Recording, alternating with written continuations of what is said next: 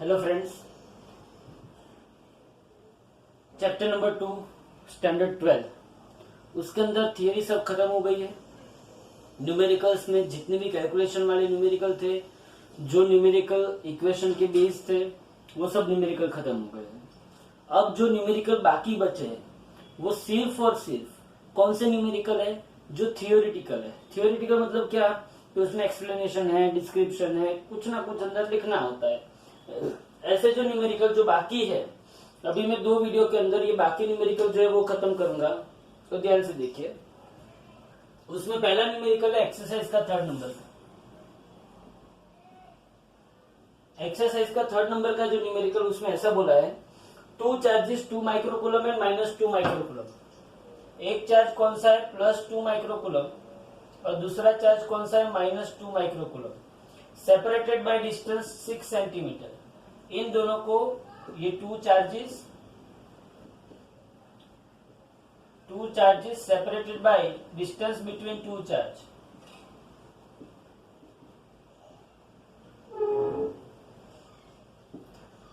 Two charges +2 microcoulomb and second charge -2 microcoulombs are separated by 6 centimetre.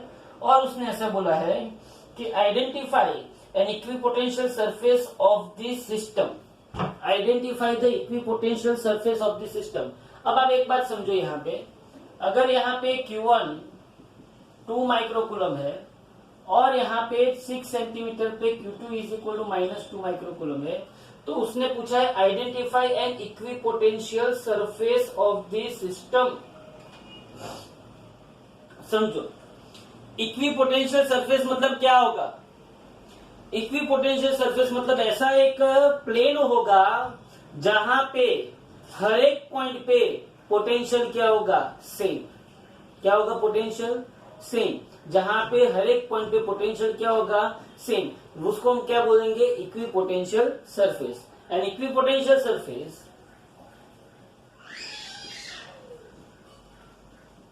Eight equipotential surface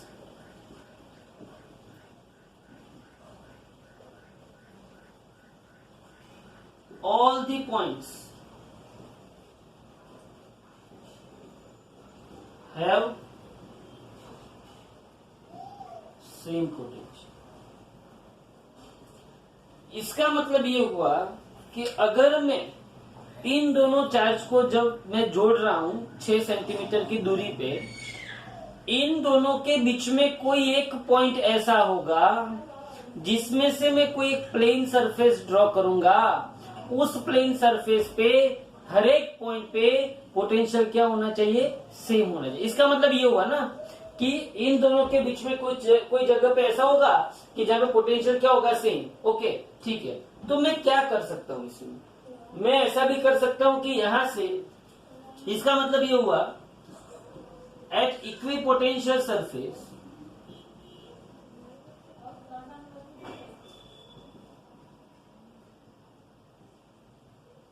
change in potential between 2 points is 0। एक काम करते हैं, आपको दोनों तरह से मैं समझाता हूं। एक काम करते हैं, यहां से मैं कोई एक x डिस्टेंस ले लूं। इन दोनों के बीच का डिस्टेंस कितना है? 6 सेंटीमीटर। अगर मैंने Q1 से x डिस्टेंस लिया तो Q2 से क्या होगा? 6 - 1 सेंटीमीटर होगा। Consider a point P। Consider a point P। Consider a point P at distance x from Q1। Okay, so Q2 से ये डिस्टेंस कितना होगा? From Q2, point P is at 6 - x centimeter. Potential at point P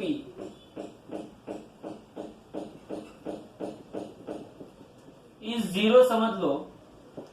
That is V1 + V2 = क्या होगा? 0। इसकी वजह से potential P point पे और इसकी वजह से पोटेंशियल P पॉइंट पे क्या होगा? 0। तो इसका मतलब ये हुआ कि k(q1/x) plus k(q2/6 - x) is equal to 0। इसका मतलब ये हुआ कि दोनों के चार्जेस का मैग्नीट्यूड क्या है, सेम है। इसका मतलब ये हुआ कि k(q1/x) is equal to minus k(q2/6 - x), k cut हुआ, यहाँ पे 2 into 10⁻⁻6/x is equal to यहाँ पे -2 इंटू 10⁻⁻6 6 - x, 2 कट हुए, 10⁻6 10⁻6 कट हुआ, तो यहाँ पे क्या होगा बोलो,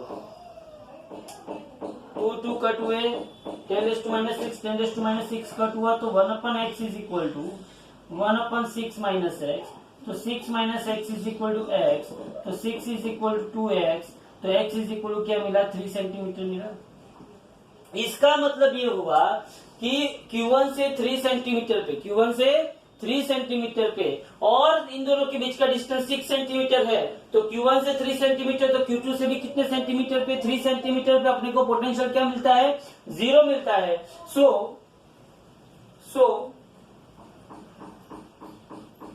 from Q at 3 centimeter from Q1 and at 3 centimeter from Q2, potential is 0.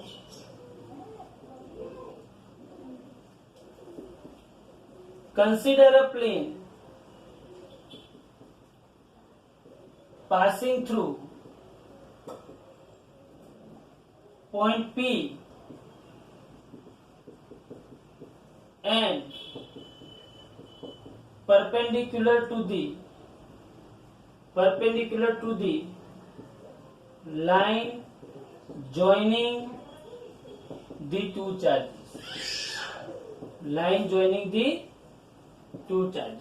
मैंने क्या किया कि यहाँ पे जो Q1 है और यहाँ पे जो Q2 है, तो यहाँ से 3 सेंटीमीटर की दूरी पे और यहाँ से भी 3 सेंटीमीटर की दूरी पे एक प्लेन कंसीडर किया। क्या कंसीडर किया मैंने, एक प्लेन कंसीडर किया। इस प्लेन के ऊपर का हर एक पॉइंट पे पोटेंशियल क्या होगा, 0। This is known as equipotential surface. इसको क्या बोलते हैं, इक्विपोटेंशियल सरफेस बोलते हैं। और उसने दूसरा स्टेटमेंट क्या पूछा है, कि what is the direction of the electric field at every point on the surface.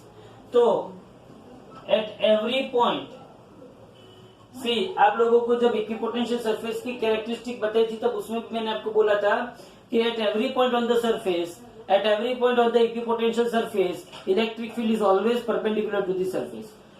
At every point on the surface, at every point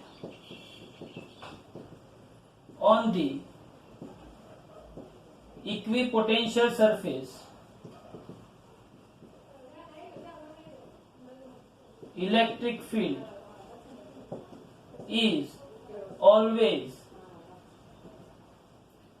perpendicular to the surface। देखो, तो ये हो गया आपका क्वेश्चन नंबर 3 एक्सरसाइज का। सी यहाँ पे आप एक बात समझ लो,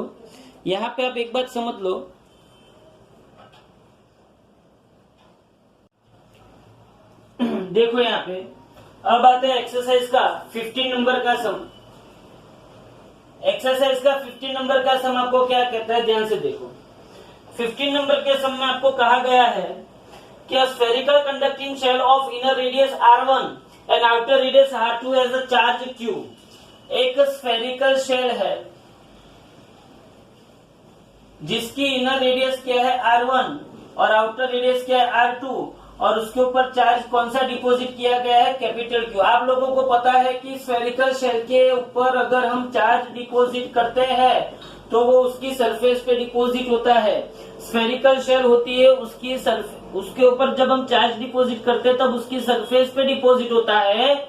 समझ में आ रहा है, उसकी सरफेस पे डिपॉजिट होता है। ये कैपिटल Q चार्ज उसकी सरफेस पे डिपॉजिट किया गया है। उसके बाद a charge Q is placed at the centre of the shell. What is the surface charge density on the inner and outer surface of the shell. If I am putting a charge Q at the centre of the shell, समझना ध्यान से, मैंने small Q charge को, मैंने small positive Q charge, ये R2 radius है और ये R1 रेडियस है, मैंने स्मॉल क्यू चार्ज को उसके सेंटर पे रखा। कहां पे रखा? उसके सेंटर पे। इनर शेल जो है उसकी सेंटर पे मैंने स्मॉल क्यू चार्ज रखा, तो इनर सरफेस चार्ज डेंसिटी और आउटर सरफेस चार्ज डेंसिटी आपको पूछी हुई है, ध्यान से देखिए। ये तो प्लस क्यू है ही आगे, ओके। हियर उन लोगों ने किया है कि we supplied a charge q on the metal shell, we supplied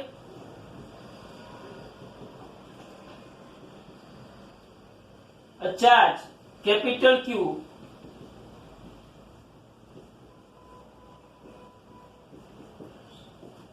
we know that whole charge is distributed on the surface of the shell, surface of the shell. इतना पता चला।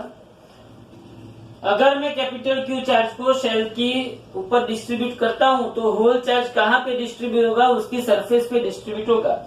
अब उसने ऐसा बोला है कि सरफेस चार्ज डेंसिटी, अब उसने वैसा बोला है कि सरफेस चार्ज डेंसिटी ढूंढनी है। Now we put a small q charge at the center of the shell,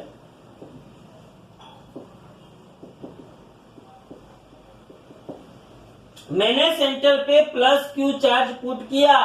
अगर मैं यहाँ पे प्लस क्यू चार्ज पुट करता हूं तो क्या होगा? तो यहां पे इसके इनर पार्ट में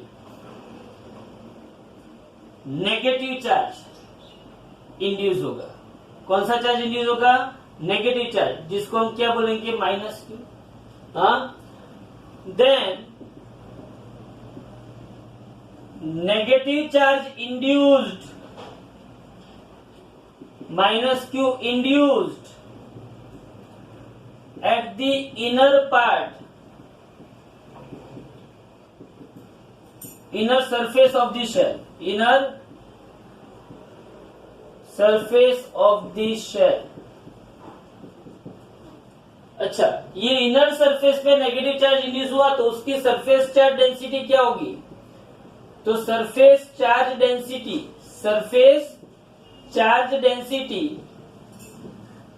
of inner shell, inner shell की सरफेस चार्ज डेंसिटी क्या होगी? Sigma i is equal to charge per unit area. बोलो सरफेस चार्ज डेंसिटी का इक्वेशन क्या है? Sigma i is equal to charge per unit area. तो यहाँ पे sigma i is equal to minus q upon radius कितना है? R1, तो चार्ज पर यूनिट एरिया क्या होगा? Minus q upon R1 square. बोलो इतना पता चला। ये इनर शेल की सरफेस चार्ज डेंसिटी ढूंढी, sigma i is equal to minus q upon 4 pi R1 square.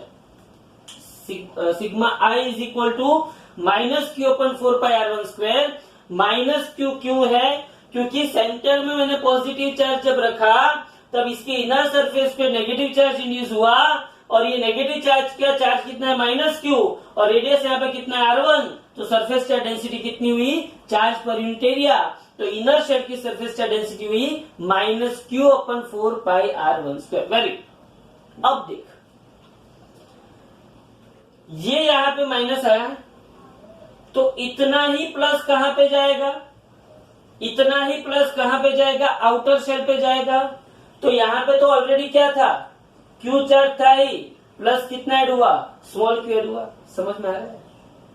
जब यहां पे ये माइनस चार्ज इंड्यूस हुआ तो उतने ही अमाउंट का प्लस चार्ज कहां पे इंट्रोड्यूस होगा? बाहर की सरफेस पे, शेल के बाहर की सरफेस पे उतने ही अमाउंट का पॉजिटिव चार्ज इंड्यूस होगा। ऑलरेडी वहां पे कैपिटल क्यू चार्ज था, उसमें ऐड कौन सा हुआ? Small Q charge. तो यहाँ पे सरफेस पे टोटल चार्ज कितना हो गया? Capital Q plus small Q.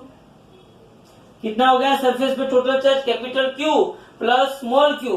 तो उसको अगर आपको लिखना है तो क्या लिखोगे, देखो आपकी टेक्स्ट बुक के अंदर क्यों उसमें तो कुछ नहीं है, लेकिन यहाँ पे हम अपनी लैंग्वेज में लिख सकते हैं equal amount of positive charge induced at the outer surface of the shell of radius R2। R2 radius वाली शेल के आउटर सरफेस पे equal amount of positive charge induce होगा। So total charge on the outer shell, total charge on the outer shell कितना होगा Q plus Q and area कितना होगा, area is equal to 4 pi R2 square. क्यों 4 pi R2 square, क्योंकि यहाँ पे radius कितनी है R2। तो surface charge density of outer shell, surface charge density of outer shell या तो shell having radius R2 sigma O is equal to Q plus Q divided by 4 pi R2 square. मैं नहीं समझता हूं कि ऐसे सम आपको बोर्ड में पूछे जाएंगे, शायद एमसीक्यू में आ जाए, बाकी ये सम की कोई वैल्यू नहीं है। लेकिन आपको समझ लेना है कि स्मॉल क्यू चार्ज है तो यहाँ पे माइनस चार्ज इंड्यूस होगा, तो यहाँ पे surface charge density inner shell पे क्या आएगी, charge per unit area, charge कितना है माइनस क्यू, एरिया कितना है 4 पाई R1 स्क्वायर। तो इनर शेल की सरफेस चार्ज डेंसिटी आ गई। वैसे ही आउटर शेल की सरफेस चार्ज डेंसिटी कैसे होगी कि यहाँ पे माइनस क्यू चार्ज इंड्यूस हुआ तो यहाँ पे आउटर शेल पे कितना चार्ज इंड्यूस होगा, प्लस क्यू चार्ज इंड्यूस होगा। तो आउटर शेल पे टोटल चार्ज कितना हुआ, capital Q plus small Q. तो total charge capital Q plus small Q है और उसका एरिया कितना है 4 पाई R2 स्क्वायर है। तो आउटर शेल पे सरफेस चार्ज डेंसिटी कितनी होगी, capital Q plus small Q divided by 4 pi R2 square, divided by 4 pi R2 square. Exercise का 16 नंबर का सम, एक्सरसाइज के 16 नंबर के सम में आपको ऐसा बोला गया है कि एक सरफेस है, ध्यान से देखना,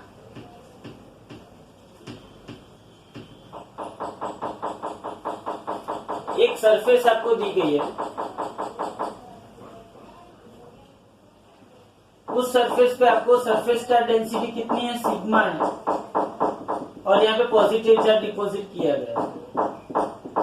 ओके, तो उसने ऐसा इक्वेशन प्रूफ करने को बोला है कि इलेक्ट्रिक फील्ड, सी यहाँ पे इसकी वजह से इलेक्ट्रिक फील्ड ऊपर भी आएगा और कहाँ पे आएगा, नीचे भी आएगा। आप एक बात यहाँ पे समझ लो कि ये सरफेस है, ओके, तो यहाँ पे पॉजिटिव चार्ज डिपॉजिट हुआ है तो इलेक्ट्रिक फील्ड ऊपर भी आएगा और इलेक्ट्रिक फील्ड कहाँ पे आएगा, नीचे भी आएगा। समझना ध्यान से, इलेक्ट्रिक फील्ड ऊपर भी आएगा और इलेक्ट्रिक फील्ड नीचे भी आएगा।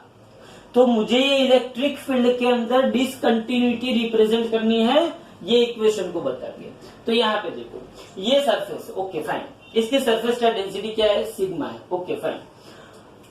To analyse the discontinuity of the electric field we consider a cylindrical Gaussian surface. मैंने यहाँ पे एक ऐसी सिलिंड्रिकल गाउसियन सरफेस कंसीडर की जिसका पार्शियल पार्ट सरफेस के अंदर है और पार्शियल पार्ट सरफेस के बाहर है। पार्शियल पार्ट सरफेस के अंदर, partly above and partly below the surface. Okay, तो यहाँ पे इस सरफेस को क्या बोल दो, वन सरफेस, इसने अंदर थोड़ा सा चार्ज एंक्लोज किया होगा, इसको क्या बोल दो 2 नंबर की सरफेस, और यहाँ पे थर्ड वन है, इसको क्या बोल दो 3 नंबर की सरफेस। सीधी सी बात है, यहाँ पे इसका एरिया वेक्टर S यहाँ पे ऊपर जाएगा तो इलेक्ट्रिक फील्ड भी E1 ऊपर जाएगा, यहाँ पे S नीचे जाएगा तो इलेक्ट्रिक फील्ड भी कहाँ पे जाएगा, नीचे जाएगा। मतलब यहाँ पे electric field and area vector both are parallel to each other. Third surface में भी electric field and area vector both are parallel to each other. जबकि ये जो सेकेंड वाली सरफेस है वहां पे इलेक्ट्रिक फील्ड ऊपर जाएगा सपोज की, तो एरिया वेक्टर कहाँ पे जाएगा, उसके परपेंडिकुलर जाएगा। ओके, तो मैंने यहाँ पे क्या किया, to analyze the discontinuity of electric field, we consider a cylindrical Gaussian surface which is partly above and partly below the surface. Okay. This cylinder also enclosing the surface on the sheet S is on the sheet of area S. ये जो part है उसका area suppose कि कितना है S है. Okay. Enclose charge, बोलो surface charge density sigma है, तो सिग्मा इज इक्वल क्या होगा, चार्ज अपन एरिया होगा. क्या होगा, sigma is equal charge upon area. तो सीधी सी बात है, चार्ज इज इक्वल क्या हुआ, सिग्मा इंटू एरिया हुआ. तो Q enclose is equal sigma into S. मतलब कि यहाँ पे कितना चार्ज एंक्लोज हुआ वो मुझे पता है. इस एरिया में यहाँ पे कितना चार्ज एंक्लोज हुआ मुझे पता है. तो अकॉर्डिंग टू गॉस लॉ मैं क्लोज इंटीग्रेशन प्रोवाइड करता हूँ फर्स्ट सरफेस पे, क्लोज इंटीग्रेशन प्रोवाइड करता हूँ सेकंड सरफेस पे, और क्लोज इंटीग्रेशन प्रोवाइड करता हूँ थर्ड सरफेस पे.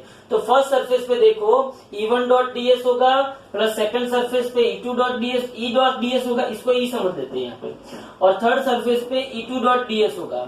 लेकिन यहाँ पे सेकंड सरफेस के लिए देखो कि electric field E and area vector both are perpendicular to each other. तो थीटा इज इक्वल 90 हुआ, तो cos 90 क्या हुआ 0. मतलब कि थीटा इज इक्वल 0, cos 90 0. मतलब ये टर्म चली गई. तो यहाँ पे देखो फर्स्ट सरफेस दोनों पैरेलल मतलब थीटा इज इक्वल 0 और cos 0 क्या हो जाएगा 1.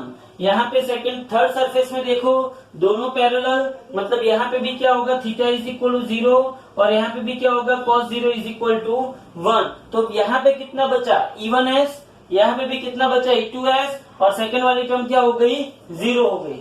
तो यहाँ पे मैं s को कॉमन निकालता हूँ, तो E1 plus E2 into s is equal to q enclose की जगह पे मैं क्या लिख सकता हूँ, सिग्मा एस क्या हो गया कट.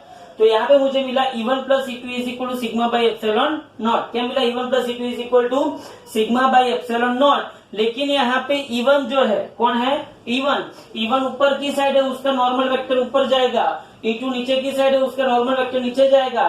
तो अगर आप वेक्टर फॉर्मेशन में लोगे तो E1 प्लस में आएगा और E2 किस में आएगा, माइनस में. तो E1 minus E2 dot n cap is equal क्या आ गया, सिग्मा बाई एप्सिलॉन नॉट. समझना ध्यान से, देख लो इसको एक बार.